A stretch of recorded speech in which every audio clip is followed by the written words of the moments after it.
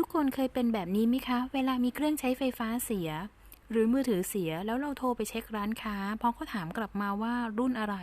เราไม่สามารถตอบได้เพราะเราซื้อสินค้านั้นมันนานมากแล้ววันนี้ Google Lens ช่วยได้ค่ะ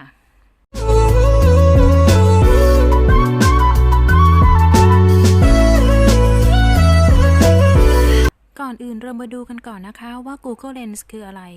Google Lens คือฟีเจอร์หนึ่งใน Google ค่ะที่เอาไว้ช่วยอำนวยความสะดวกเมื่อเราต้องการจะรู้อะไรบางอย่างเช่นเวลาเราไปเจอดอกไม้แล้วเราอยากรู้ว่าชื่อดอกอะไรเราสามารถที่จะใช้ Google Lens ในการช่วยหาคำตอบได้ค่ะในการใช้ Google Lens เราสามารถที่จะค้นหาจากรูปถ่ายหรือการใช้กล้องแล้วถ่ายจากของจริงณตอนนั้นได้เลยทีนี้เรามาดูวิธีใช้กันเลยดีกว่านะคะยกตัวอย่างนะคะถ้าเราอยากจะรู้รุ่นของมือถือนี้อย่างแรกก็คือให้เราเปิด Google Lens อันนี้นะคะ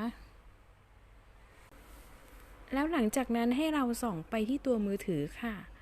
แล้วก็แตะปุ่มชัตเตอร์เพื่อค้นหารุ่นนะคะ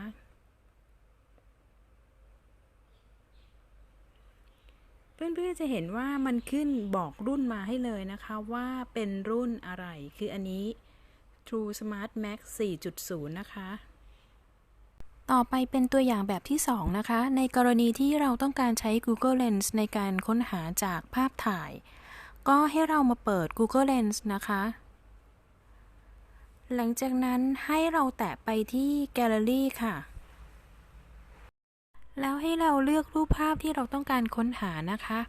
อย่างตัวอย่างวันนี้จะขอเลือกรูปภาพดอกไม้นะคะเพื่อนๆจะเห็นว่าตัว Google Lens จะบอกมาเลยว่าดอกไม้ชนิดนี้คือดอกไม้อะไรนะคะเป็นไงคะประโยชน์ของ Google Lens ถูกใจเพื่อนๆไหมคะ